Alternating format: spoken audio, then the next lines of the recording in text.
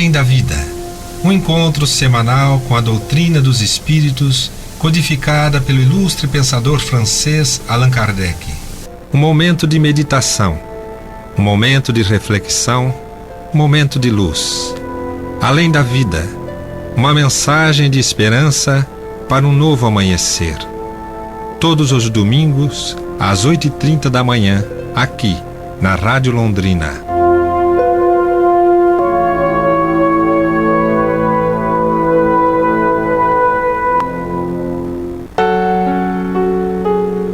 Bom dia, prezado ouvinte da Rádio Londrina. Cumprimenta o Silene, da equipe do programa.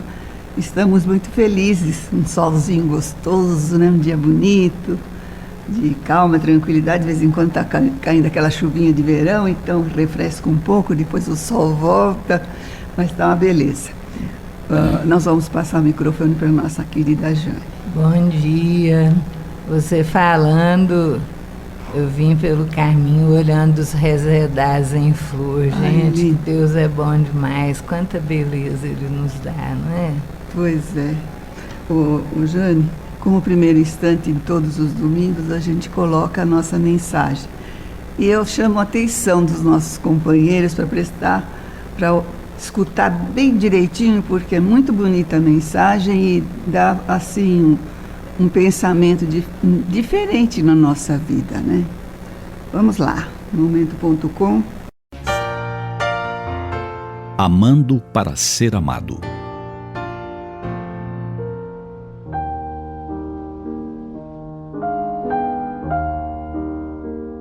Aos 5 anos de idade, ela se viu recolhida a um lar de crianças.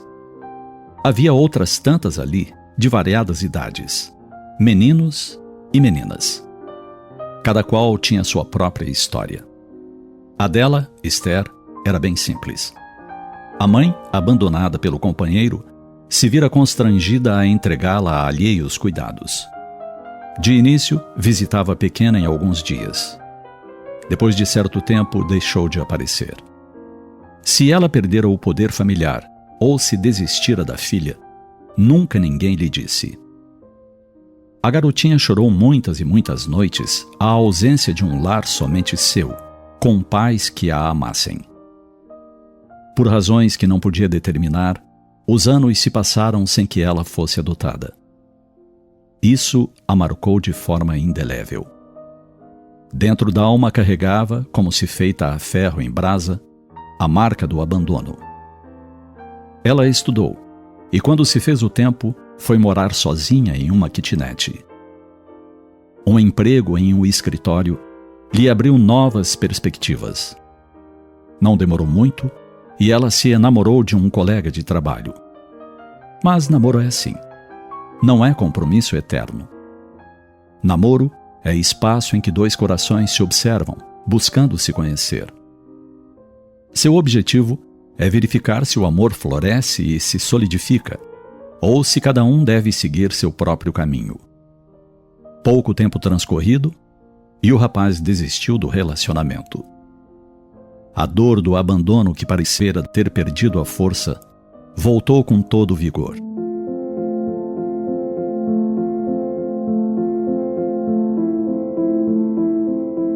Aquela reprise a fez questionar se estaria proibida de ser feliz. Acaso não mereceria felicidade? Não mereceria ser amada? Foi ao coração de uma amiga de idade madura, vizinha no prédio em que morava, que ela buscou confidenciar as suas dores. Depois de ouvi-la atentamente, a senhora a abraçou e lhe confortou a alma. Lembrou-lhe que, embora as experiências identificadas por ela como abandono, muito estava ainda por vir para os anos futuros. Falou e falou. Recordou que o propósito da vida é crescer e, naturalmente, buscar a própria felicidade. No entanto, frisou: a nossa felicidade não deve estar condicionada à presença de alguém. Não são os outros que nos devem fazer feliz. Nós é que devemos semear felicidade na nossa e nas vidas alheias. Se não temos quem nos ame, podemos nos dispor a espalhar amor. Podemos nos dedicar a um cão ou outro animal doméstico e tê-lo como companhia. Podemos semear um canteiro em um vaso minúsculo e nos alegrarmos com as flores que nos sorrirão depois em gesto de gratidão. Podemos descobrir quem vive só e nos dispormos a lhe fazer companhia. Então, nós mesmos não estaremos mais sozinhos. Teremos alguém com quem falar, a quem ouvir, a quem relatar as coisas pequenas de um dia de experiências. Em verdade, podemos pensar em construir um lar. Mas esse nosso lar pode ser feito de outros sem lar, e constituiremos uma família. Somente não teremos ninguém que nos ame se não nos dispusermos a oferecer amor. Porque, parafraseando a oração tão conhecida, é dando que recebemos, é perdoando que somos perdoados, é compreendendo que somos compreendidos. Em síntese, é amando que somos amados.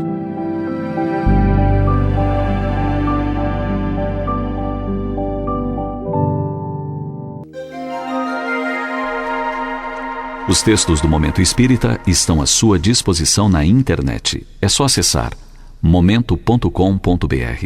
Mais informações, ligue 41 3223 6174, Curitiba, Paraná.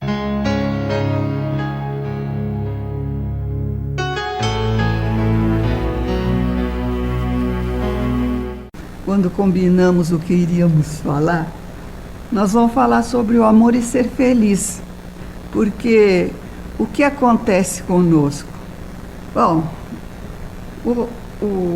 quando a gente chega a escutar as palestras dos mais ilustres oradores espíritas, e eles falam que o objetivo da nossa vida material é a capacidade de amar.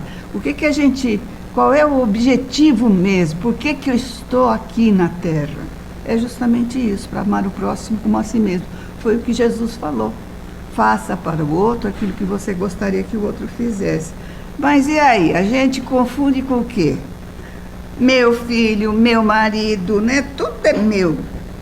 Amar é doação, é doar-se para o outro. É ser feliz. O que eu posso fazer para ajudar o próximo, que é justamente o momento.com, porque ele fala ali. Então, amar é levar ao outro um conselho para alguém que está depressivo, saindo da nossa casquinha do eu e olhando à volta. Nós vamos encontrar pessoas em piores condições que a nossa. Ajudando a esses, nós estaremos trabalhando pelo nosso aprendizado moral, né? A dor sempre é amenizada com o trabalho no bem, né?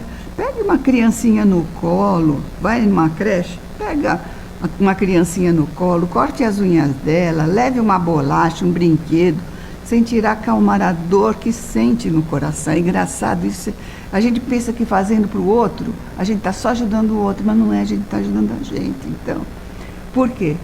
Porque no fim, se você se fecha na sua casa, você entra em depressão, né? E aí, toda essa situação de esquecer de si e olhar para o outro, não deixa a depressão chegar. Se apegue a Deus, a religião, né? Preencha suas horas com trabalhos úteis. Junte-se a outras pessoas na casa espírita, evangélica, qualquer outra denominação. Confeccione roupinhas para recém-nascidos, seus irmãos. Pegue um tricô, um crochê, faz um casaquinho, né, uma roupinha. Você estará assim passando horas agradáveis, preenchendo a vida de uma forma a angariar amizades sinceras e afins. É uma forma de caridade em ação, né? Saber viver. A gente age assim, né? Então, nós temos aqui o livro Vivendo com Jesus, psicografado pelo Divaldo, que é do espírito de Amélia Rodrigues. E ela conta que quando Jesus falou do sermão das bem-aventuranças, seus discípulos ficaram encantados. Eles estavam acostumados às lutas do dia a dia, às preocupações com os impostos pesados, os recursos para a sobrevivência. Eles desejavam a paz, pelo repouso despreocupado na velhice. Isso ainda é muito comum. O povo trabalha pensando em poder descansar na velhice, né? Se bem que as coisas andam mudando muito. Os idosos estão falando que não é para parar de trabalhar, porque senão adoece. Estão trabalhando. Você entra nos supermercados hoje, nossa, caixa, né? Os caixas, tudo, você vê que tem mais de 70 anos, então estão trabalhando, né? Mas o Tiago, filho de Alfeu, pensando no reino dos céus que Jesus falava, que parecia uma felicidade indescritível, ele perguntou a Jesus se o reino dos céus, a que ele sempre se referia, era um lugar especial de delícias que se vivenciaria depois da morte ou se encontra aqui na terra onde nós nos achamos. E Jesus sorriu suavemente, olhando com brandura o amigo, e respondeu: todas as criaturas aspiram à felicidade, que se apresenta para cada uma delas de maneira diferente. Para o enfermo é a cura, para o faminto é o pão, para o sedento é a água refrescante, para o necessitado é o socorro que o livre de preocupação, para o solitário é a companhia, sendo algo especial para cada grau de aflição ou de sofrimento. A felicidade, no entanto, não é a falta do sofrimento. Olha só, as pessoas se enganam. Quantos pais e mães, quando se pergunta a eles o que desejam para o seu filho, eu quero que o meu filho seja feliz. Mas nesse mundo de sofrimento, gente, a pessoa vai sofrer. Então, como que ela vai ser feliz, hein? É em situações de amor ao próximo. Disse Jesus: existem pessoas que não se encontram enfermas, que não têm carência de coisa alguma e, no entanto, vivem dominadas pelo mau humor, pelo desinteresse em torno da vida, tristes e macambúzias. Outras, no entanto, existem que sofrem dificuldades e são portadoras de enfermidades dilaceradoras, mas, apesar disso, não se queixam. Apresentam-se alegres e joviais, são fraternas e espalham bom ânimo.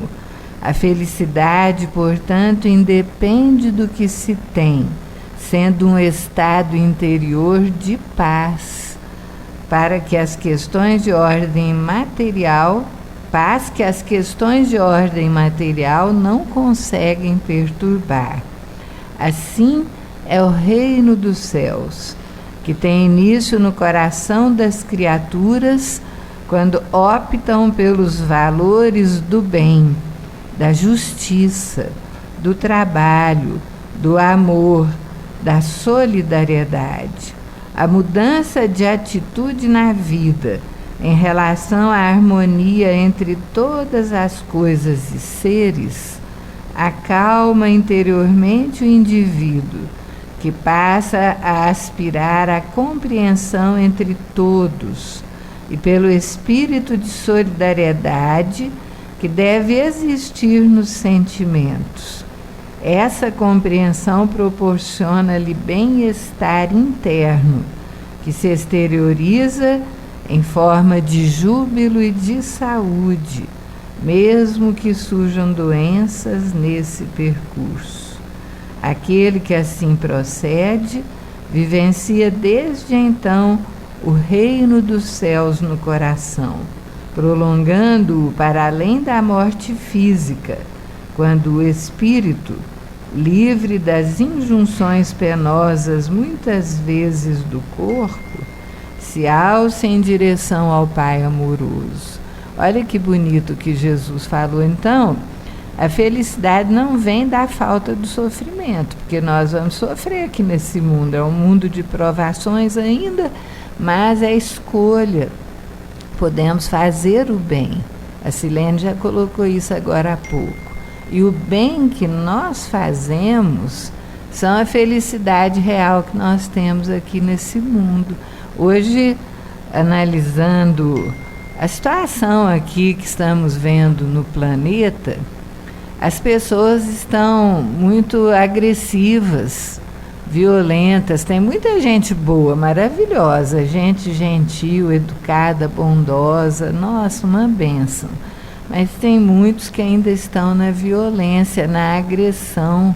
Será que essas pessoas são felizes? É claro que não, porque toda essa violência e agressão exterioriza o sofrimento interno. O que está nelas? Então é preciso que nós amemos mais, porque só o amor é que vai nos dar a felicidade real.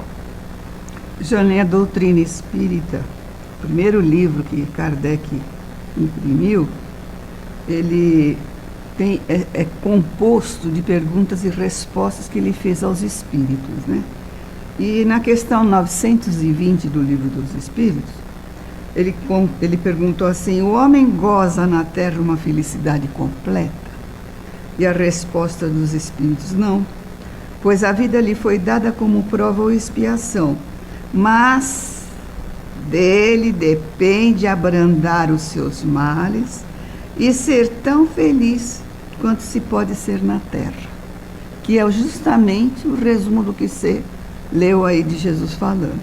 E em Leon Denis, no livro Cristianismo e Espiritismo, na página 249, Leon Denis coloca assim: porque a única felicidade, a única harmonia possível neste mundo não é realizável senão pela união com os nossos semelhantes, união pelo pensamento e pelo coração. Enquanto da divisão procedem todos os males, a desordem, a confusão, a perda de tudo que constitui a força e a grandeza das sociedades, né? É isso, né? Então a gente tem que realmente pensar, analisar o que eu estou fazendo da minha vida. Eu quero ser feliz, tenho que jogar felicidade em alguém, porque a lei divina é dando que se recebe.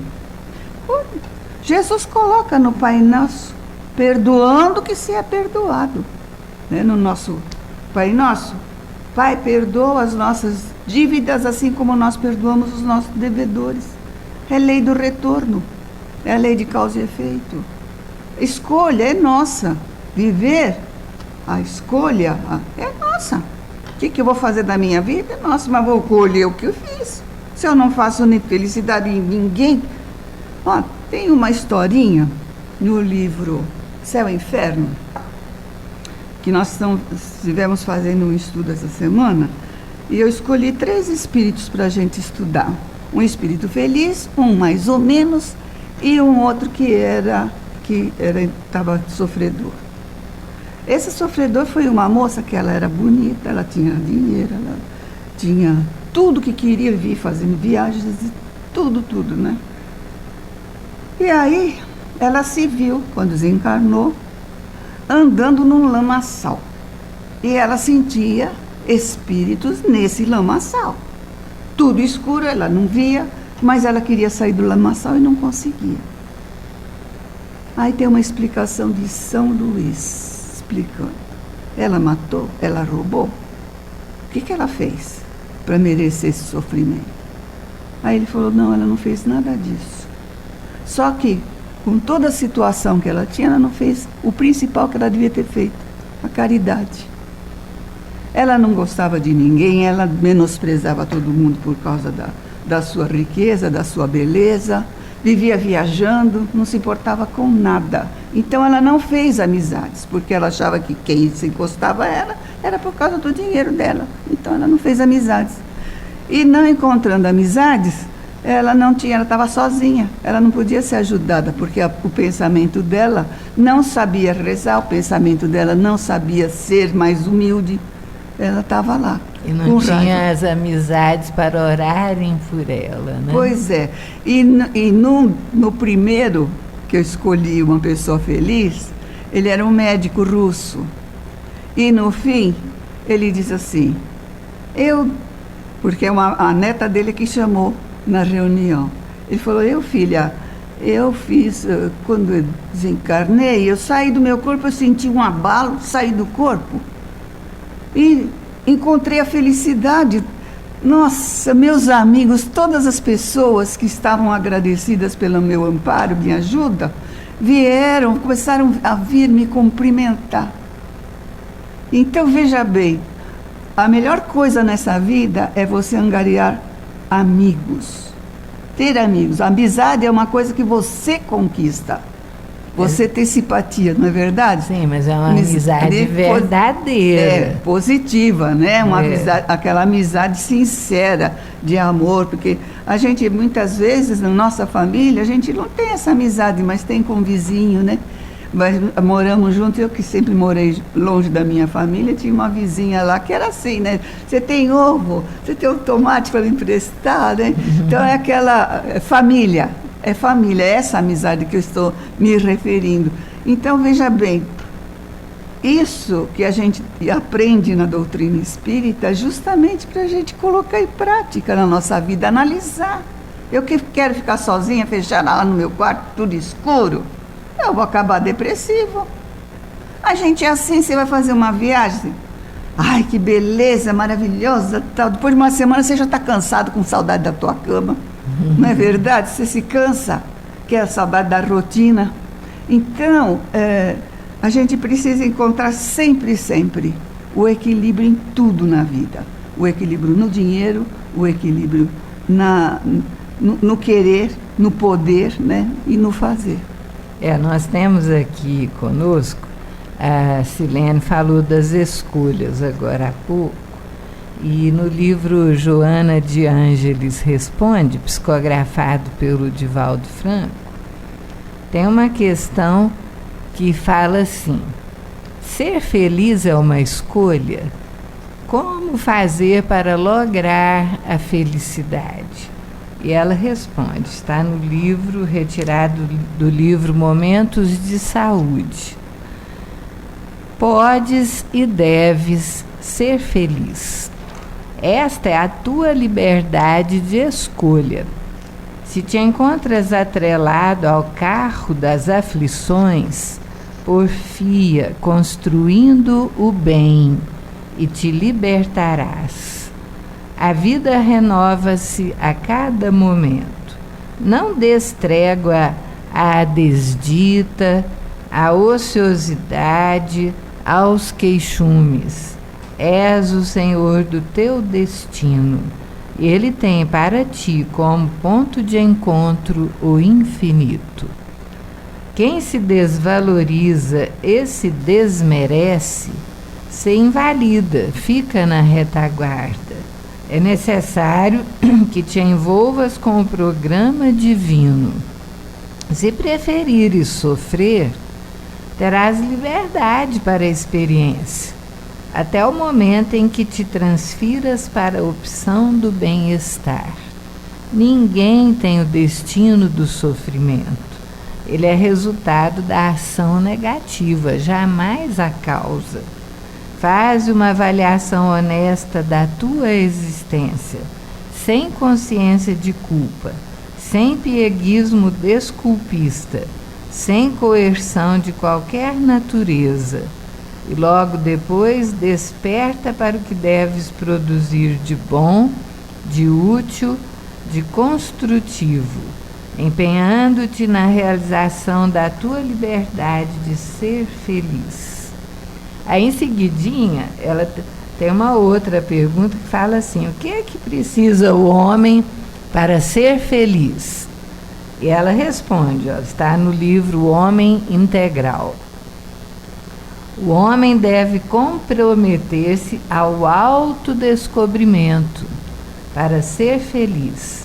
identificando seus defeitos e suas boas qualidades, sem autopunição, sem autojulgamento, sem autocondenação, pescá-los no mundo íntimo e eliminar aqueles que lhe constituem motivos de conflitos deve ser-lhe a meta.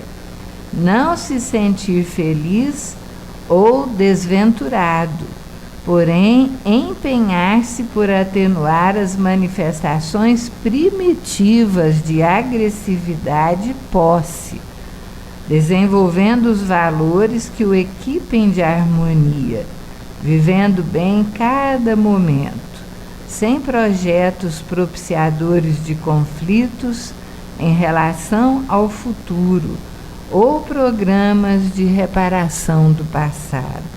Simplesmente deve renovar-se sempre para melhor, agindo com correção, sem consciência de culpa, sem autocompaixão, sem ansiedade, viver o tempo com dimensão atemporal, em entrega, em confiança, em paz. Então vamos traduzir, né? Quer dizer que a gente precisa se analisar, gente. Quantas pessoas caminham pelo mundo sem nunca terem feito isso? Nós precisamos avaliar as nossas emoções. Que emoções sentimos diante de determinadas circunstâncias? De violência, de raiva, de egoísmo? O que é a emoção que nos leva? A nossa emoção revela quem somos, são os sentimentos. E aí nós temos que buscar modificar isso, sem ficar culpada. Ai, meu Deus, mas eu ainda sou assim, nossa senhora. Não, estamos num mundo de dificuldades, de provações, e nossa capacidade é grande. Precisamos nos avaliar, ver como estamos e tentar mudar isso. E qual o melhor caminho? Pacificando, tendo gestos de bondade, de delicadeza, de amor ao próximo, porque isso vai eliminando de nós as arestas primitivas que nós ainda carregamos. Jane, no livro Vinha de Luz, Emmanuel estuda, né, aquela sériezinha do Pão Nosso, Vinha de Luz, e a Fonte Viva. Então ele pega um trechinho do Evangelho e faz a posição que primeiro ele coloca tudo que a gente faz de errado, depois ele coloca o certo. Eu adoro Emmanuel por causa disso. E no Vinha de Luz, psicografia do Chico, Emmanuel estuda João 1, 3,18, que diz assim: não amemos de palavra, mas por obras e em verdade. E lá no meio ele coloca assim: amemos com todo o fervor do coração. O universo é o nosso domicílio. A humanidade é a nossa família. Aproximemo-nos dos piores para ajudar. Aproximemo-nos dos melhores para aprender. Amarmo-nos, servindo uns aos outros, não de boca, mas de coração, constitui para nós todos, o glorioso caminho da ascensão. Então, quando eu vou fazer uma coisa, às vezes eu não gosto daquilo, né? Estou fazendo uma coisa que eu não gosto. Eu, por exemplo, não gosto de passar roupa, eu vou deixando lá, juntando. Quando eu vejo que vai juntar muito, que eu vou ficar muito tempo com o ferro elétrico, então aí eu tiro essa raiva do passar roupa. Com o calor daqui é triste, né? Mas vamos dizer assim, vou lá, mas no fim, por exemplo, eu sou muito perfeccionista, eu não gosto de fazer as coisas assim, de qualquer jeito, né? Então, eu lembro que o meu irmão, quando eu tinha 20 anos, ele estava na Marinha, ele vinha com aquelas fardas brancas e ele falava assim para mim: se lá passa você a minha roupa, porque a minha mãe era mais assim rapidinha, né? Passa você a minha farda. Então, era terrível, mas eu fazia.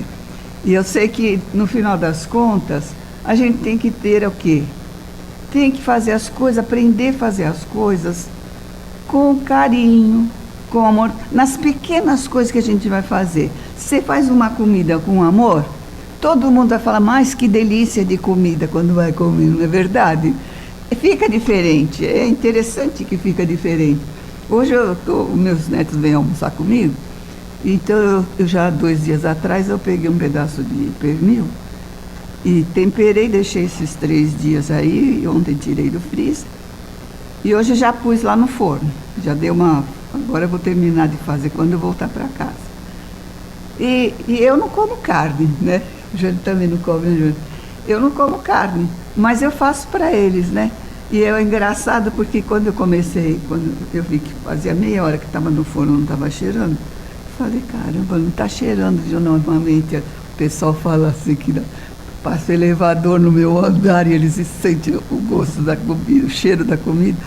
E aí, então, depois quando chegou na hora de eu desligar o forno, já estava cheirando aquele, né, a coisa. Então, fica diferente, porque eles falam assim, vó, que delícia que tá. Esse é o maior presente para mim. Então, por quê? Porque você faz com gosto. Eu gosto de cozinhar, né? Gostava mais, agora que eu estou velha, já estou gostando mais de comer fora. Mas, em realidade, tudo, se sente, aquilo que a gente não faz com gosto, demora para você fazer. Vocês já repararam nisso? Demora para você fazer, o tempo não passa e vai deixando, né? O amor tem que fazer parte da nossa vida. Em tudo que a gente faz.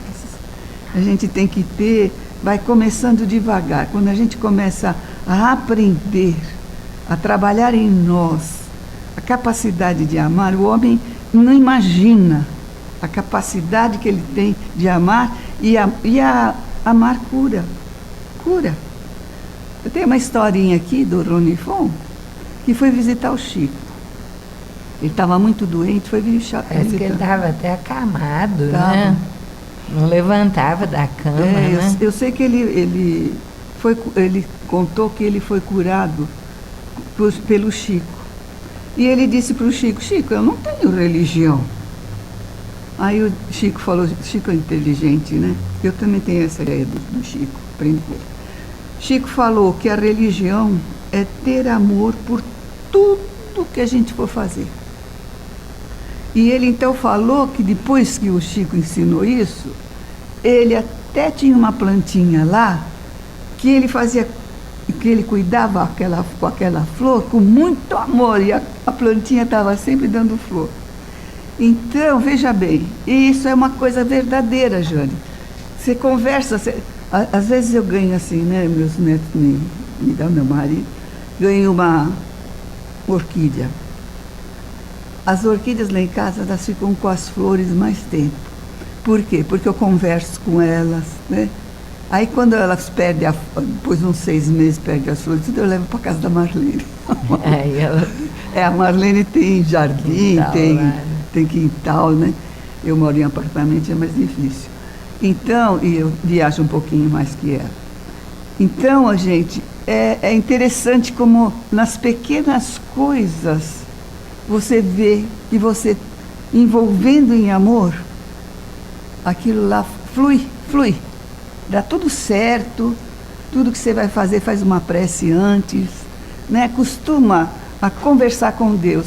Vai ser diferente a nossa vida quando a gente tem fé em Deus, a gente ora bastante, né? Eu, por exemplo, hoje levantei cedo e é engraçado porque quando eu levantei 6 horas, eu levantei, o meu marido levanta logo depois de mim. Levantou na mesma hora, até estranhei. Mas no fim, foi tão bom porque deu tempo de fazer a oração que eu gosto de fazer com ele. A gente lê o Fonte Viva de manhã e fizemos a nossa oração. Depois a gente veio para o programa. Então, rendeu. Amanhã rendeu. Por quê? por causa disso, ninguém ficou nervoso, todo mundo contente, feliz da vida, né? Trouxemos os nossos anjos da guarda, já cumprimentamos eles, e a gente está assim. Não é que nem aquela moça que vivia, tinha tudo, e vivia, e depois que desencarnou foi para a lama, para o sofrimento atroz. Então vamos trabalhar em nós, conhecer as leis divinas. Não estou falando conhecer, ser espírita, não. Eu estou falando para ler racionalmente o Evangelho de Jesus, porque ele não só falou, ele exemplificou, mostrou para nós como nós devemos viver. É lógico que ninguém ainda tem condições de viver igualzinho Jesus, mas vamos melhorando cada vez mais o nosso comportamento, a nossa maneira de ser, a nossa maneira de nos comunicarmos com os outros. Então, analisando tudo isso que nós estamos lendo, comentando, falando e reportando aquela palavra de Jesus no livro Vivendo com Jesus, nós observamos que a felicidade é a paz interna, é o equilíbrio. Muitas vezes, assim, é interessante, as pessoas parecem que têm um medo da morte, né? Que você não pode nem falar em morte, mas nós particularmente aqui analisamos todos os dias como é que será que vai ser quando a gente morrer. Será que vão falar bem de nós? Será que a gente vai desencarnar em paz? É a paz. Já pensou? Outro dia eu estava conversando com uma paciente nossa,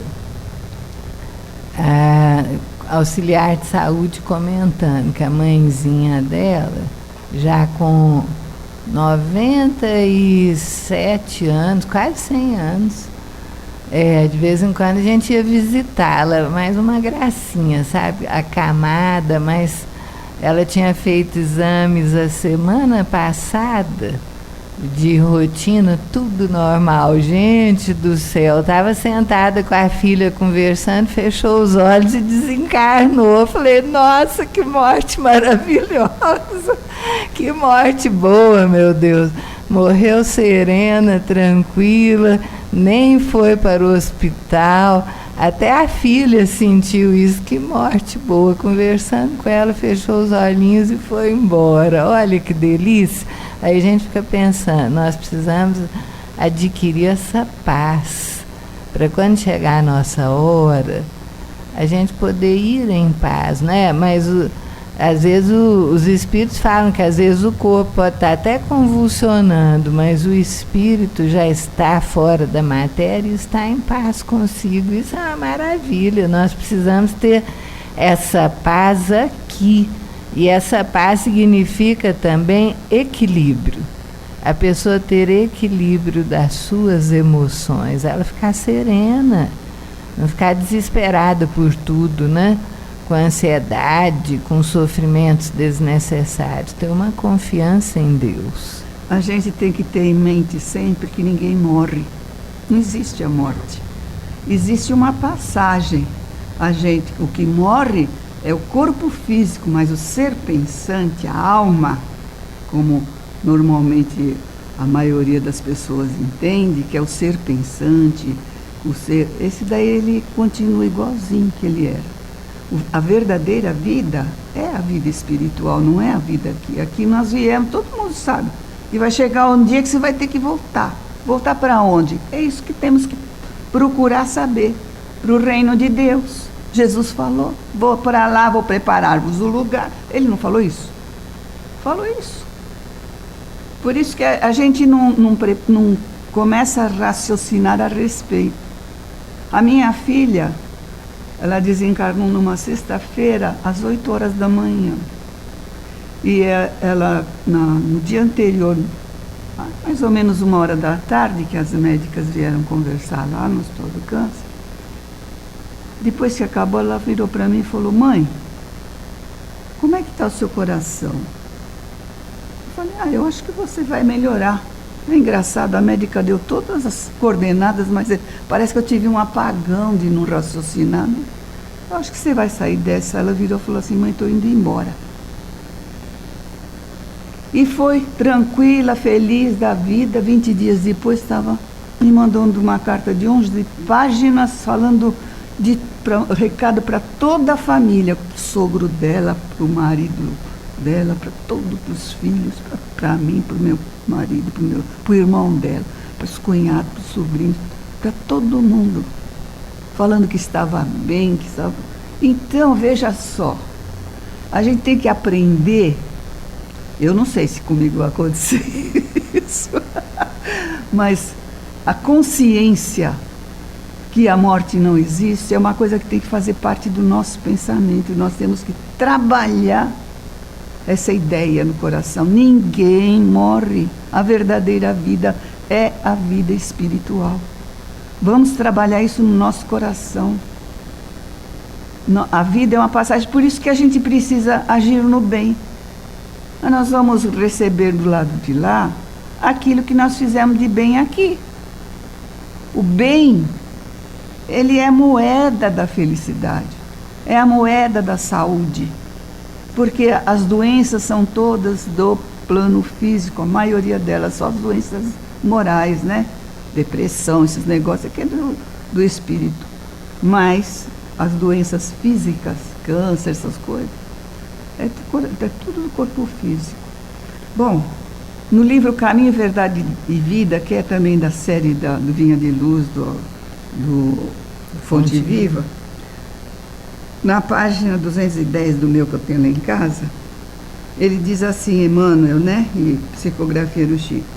Lá, em um determinado momento, ele fala assim: é imperioso reconhecer que as tuas conquistas intelectuais valem muito, que tuas indagações são louváveis, mas, em verdade, somente serás efetivo e eficiente cooperador do Cristo, que é o que nós precisamos aprender, se a gente tiver amor. Amai-vos uns aos outros como eu vos amei. Então, o amor é a moedinha. É a moedinha da nossa felicidade. Ah, que amor. A gente pensa que amor é só atração física. O amor não é só isso, não é isso. Isso daí é de uma fase da vida da gente. Depois de velho, a gente já nem lembra mais disso. Depois de velho, o que é o verdadeiro amor? É o companheirismo. É o viver em harmonia com os outros. É fazer a felicidade dos nossos netos, dos nossos filhos, daqueles que nos amam, dos nossos amigos, né? É tão bom a gente ter, que nem, por exemplo, né, vou para cá, no começo meu marido falava assim, eu vou levar uma cama lá pro centro espírita, e hoje ele vai comigo. Então, veja bem como a gente muda, né? Porque já faz 40 e tantos anos que eu estou na nossa casa espírita, fora os anos lá de São Paulo, e não aprendi nada. Então, eu fico imaginando, né? Tudo na vida é o empurrãozinho da gente. A gente é exemplo para todos aqueles que estão à nossa volta e nós recebemos o exemplo de todos aqueles que estão à nossa volta. É uma troca de energias, é uma troca de vivência, de companheirismo, de tudo, né? Na vida. É uma troca.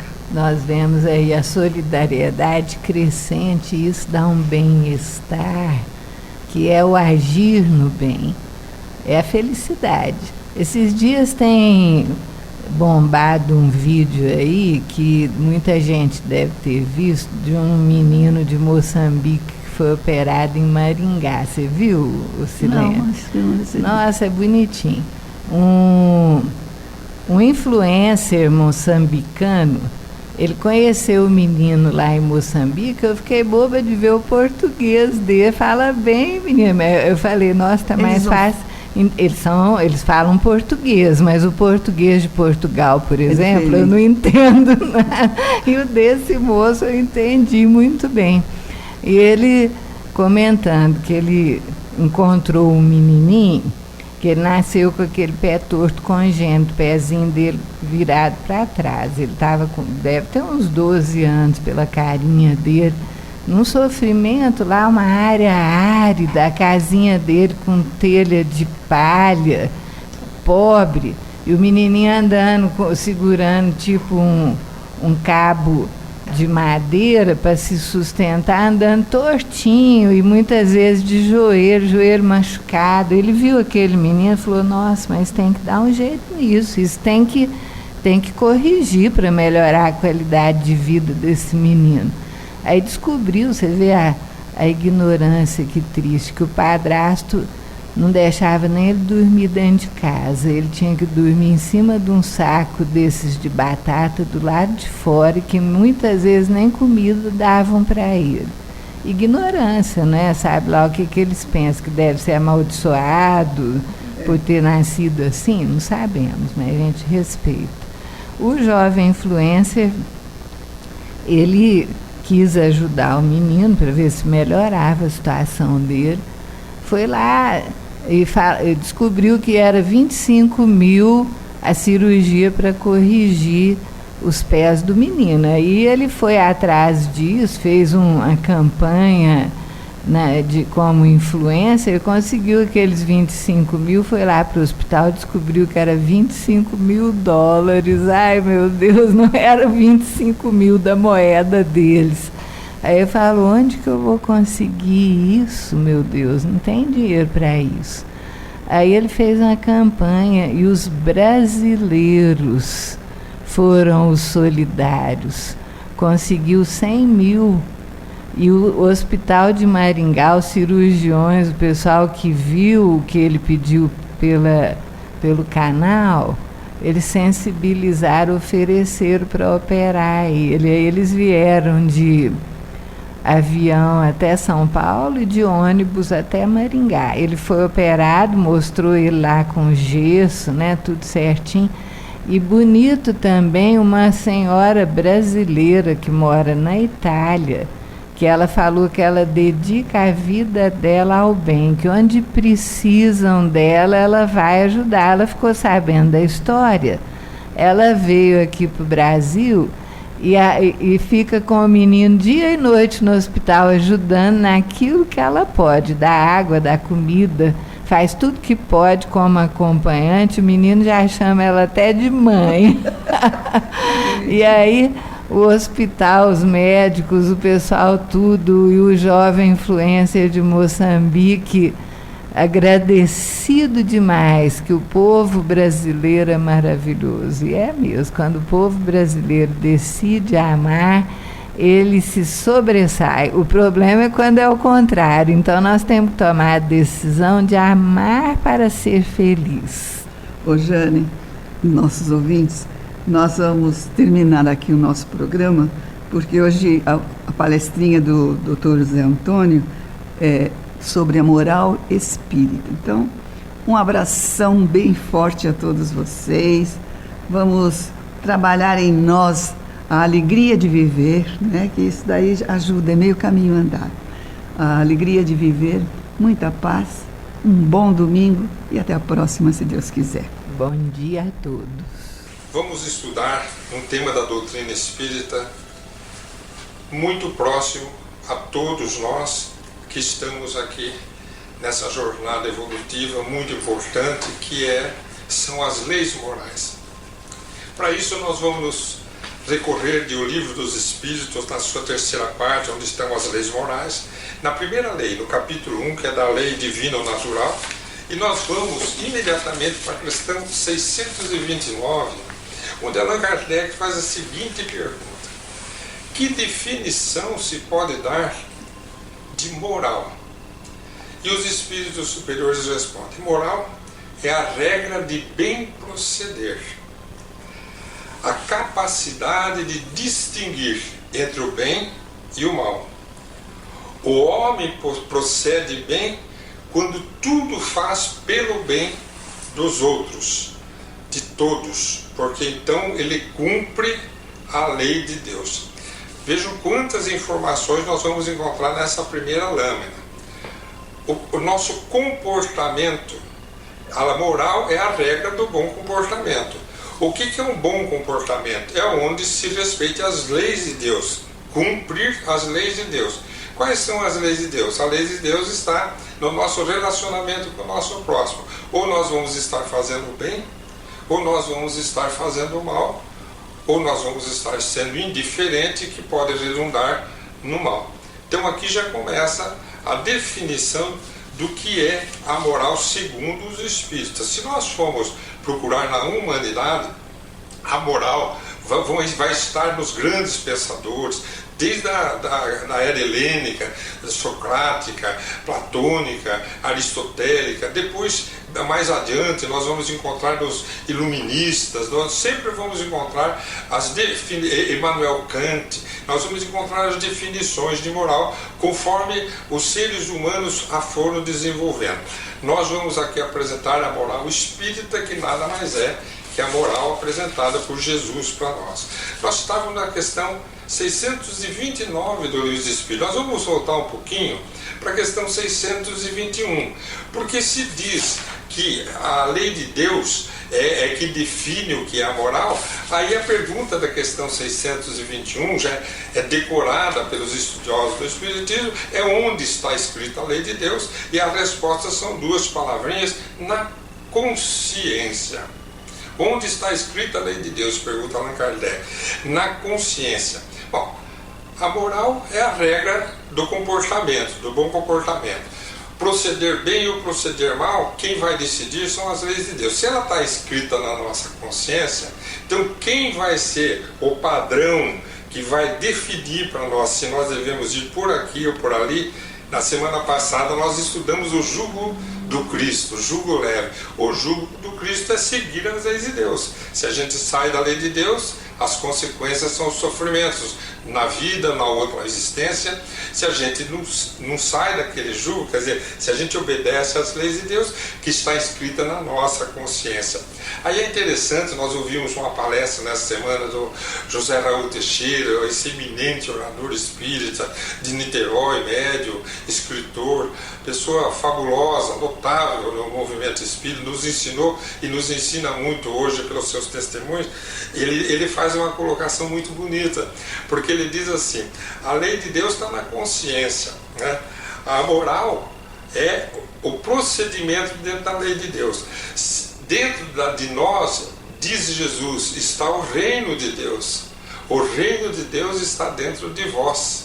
Então ele recorda: se o reino de Deus está dentro de mim, e dentro de mim está a minha consciência, e dentro da consciência as leis de Deus, tudo vai depender das nossas decisões, do livre-arbítrio, se vamos ou não fazer. E à medida que a consciência vai desenvolvendo, que vai amadurecendo, o espírito vai amadurecendo, mais ele vai tendo acesso a essa consciência das leis de Deus, mais ele vai se tornando responsável pelos seus atos, até que começam a chegar aqueles momentos em que o indivíduo, antes de agir, ele sabe muito bem que ele vai errar. Ele sabe muito bem que não deveria fazer aquilo. E muitas vezes opta por fazer aquilo que ele sabe que não deveria estar fazendo. Ele é primeiro iludido pela ideia, convencido pela ideia, arrastado por uma paixão, se deixa conduzir no comportamento. E quando ele se comporta como a consciência dele já está divertindo, ele sai das leis de Deus. Ou ele vai ferir alguém, ou vai causar sofrimento para alguém. Normalmente, dentro da lei de Deus, vai ser ligado ao próximo. Outras vezes vai ser ligado a nós mesmos. E Allan Kardec pergunta para os espíritos superiores: e quando não está ligado ao próximo, está ligado a nós mesmos? Aí Deus tem as leis também naturais e perfeitas, ligadas ao excesso e ao necessário.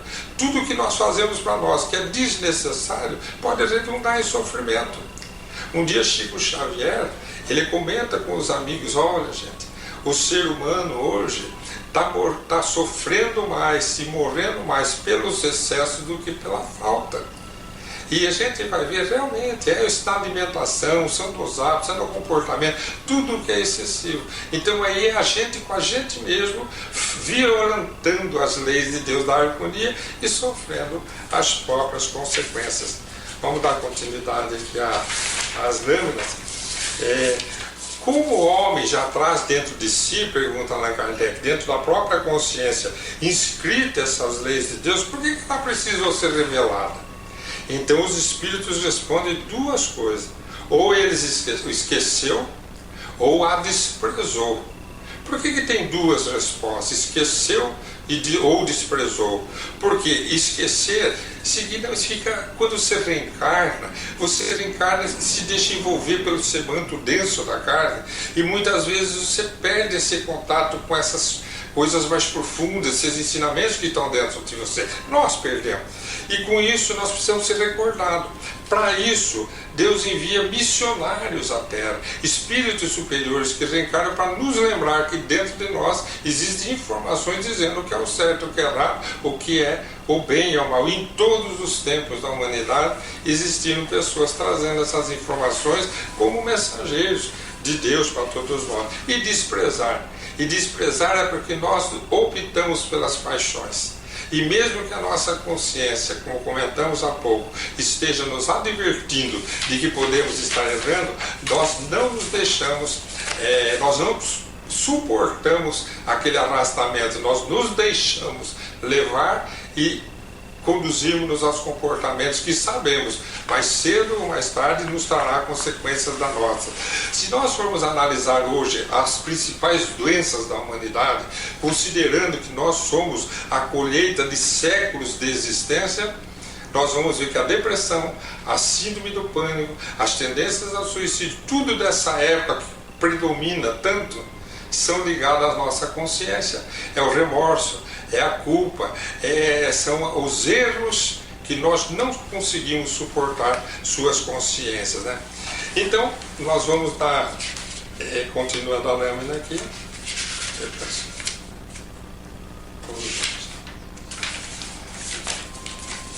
já lemos isso aqui, nós comentamos que Deus sempre enviou mensageiros.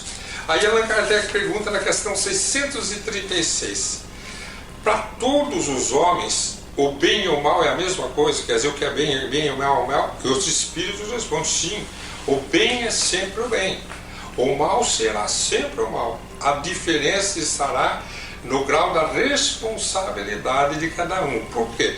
Pela maturidade do espírito, mais responsabilidade ele vai assumindo perante o seu comportamento. Nós não podemos exigir que uma criança tenha a responsabilidade de um jovem e de que um jovem não tenha a responsabilidade de um adulto.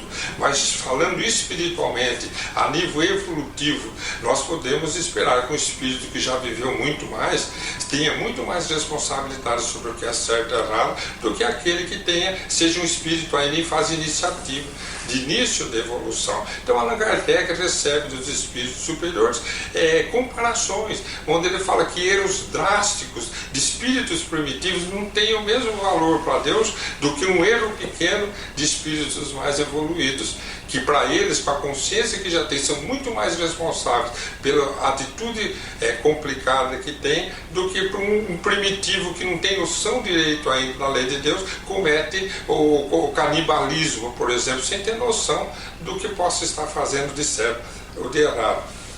Aí Allan Kardec faz uma pergunta que a gente vai levando para o nosso encerramento, mas é muito profunda, muito importante. Ele pergunta assim, e se a gente não fizer o mal, mas a gente desejar o mal, nós já estaremos cometendo esse mal? E é interessante, porque nas outras leis morais, nós vamos ler da perfeição, lá mais para frente, da perfeição moral, vamos até gravar uma próxima reflexão, nós vamos observar isso. Onde estão as virtudes humanas? Uma delas é em não se deixar arrastar pelas tentações. Então os espíritos vão dizer assim, é repreensível, pergunta Allan Kardec, desejar o mal? Sim, é um mal, né? Mas eles vão responder, depende, porque há virtude em resistir voluntariamente ao mal que se deseja praticar. Então aí entra a luta moral. A luta moral é aquele eu antigo querendo cometer o mesmo erro de sempre, e o homem novo querendo dizer, mas hoje eu não quero mais cometer esse erro. E essa luta, se vencida, é uma virtude que se fabrica dentro da alma, que se constrói, elevando o espírito para uma condição mais nobre do que foi. Mas aí os espíritos superiores são muito oportunos e nos dizem o seguinte, só não se esqueçam nessa mesma questão, 641. Só não se esqueça que muita gente não se deixou arrastar e cometeu aquilo que desejava por falta de oportunidade. Porque se tivesse tido oportunidade, muito provavelmente cometeria aquele deslize. Então aquele desejo de fazer o mal para ele é uma queda moral. E aí nós vamos ver aqui. Essa é mágica, essa pergunta que Allan Kardec faz, 642. Bastará que o homem não pratique o mal para agradar a Deus? Agradar a Deus, Deus precisa ser agradado. Agradar a Deus significa estar vivendo dentro das leis de Deus, de maneira que vai evoluindo. Então a evolução vai consistir em não errar e em acertar. Fazer, como diz na primeira questão, fazer todo o bem possível para o seu semelhante. Então Allan Kardec, quando pergunta, bastará que o homem não pratique o mal? E eles respondem, não basta. Cumpre-lhe fazer o bem no limite das suas forças, porque o homem responderá por todo o mal que haja resultado de um bem que não foi praticado. O homem é responsável por todo o mal decorrente de um bem que não foi feito. Então, pela negligência de um comportamento bom, pode vir muito sofrimento, pode ocorrer em torno dos nossos passos, e a responsabilidade recai sobre aquele que deixou de fazer o que deveria ter sido feito. E encerrando, Allan Kardec pergunta, é o estudo das leis morais: será de diferente grau o mérito que resulta da prática do bem? Essa é uma pergunta que André Luiz fez no livro Nosso Lar. André Luiz pergunta para Tobias, pergunta para os amigos que ele faz no Nosso Lar: o valor do trabalho aqui que a gente faz é igual para todo mundo? E é quando ele tem aquela aula sobre os bônus horas. Tem lá, é só procurar o capítulo bônus horas. E tem o mesmo valor. E os espíritos superiores, a dona Laura, respondem para André: é lógico que não, André. Quanto mais sacrificial for o trabalho que o indivíduo vai empenhar a favor do seu semelhante, sem segundas intenções, maior terá o valor daquela hora de trabalho realizado. Quando Allan Kardec pergunta, será de diferente grau o mérito do bem praticado, os espíritos respondem, o mérito está na dificuldade em praticá-lo.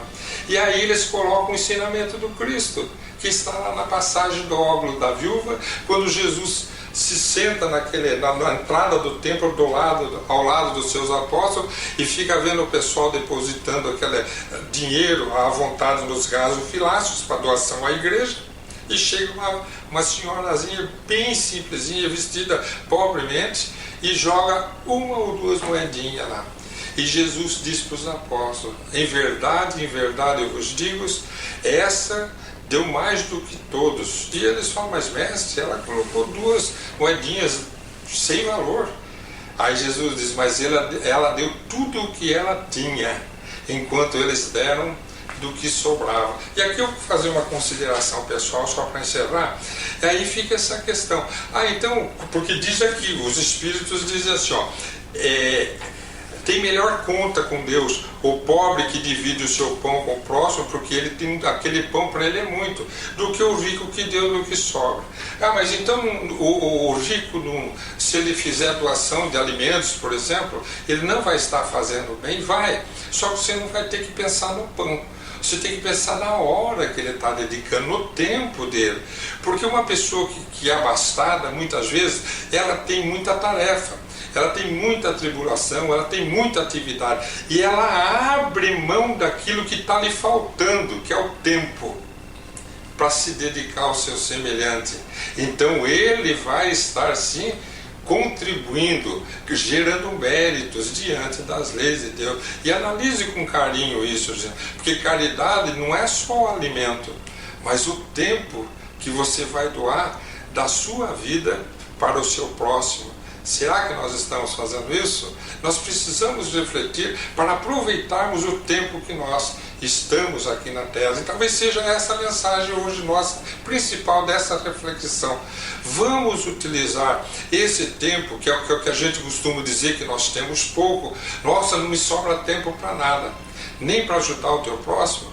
Quer dizer, esse tempo que está lhe faltando é o óculo da viúva, que lhe daria muito, nos daria muito crédito diante da lei de Deus. Muito obrigado.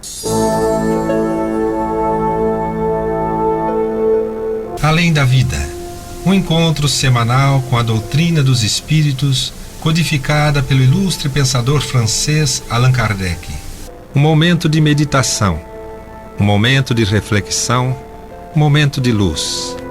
Além da vida, uma mensagem de esperança para um novo amanhecer.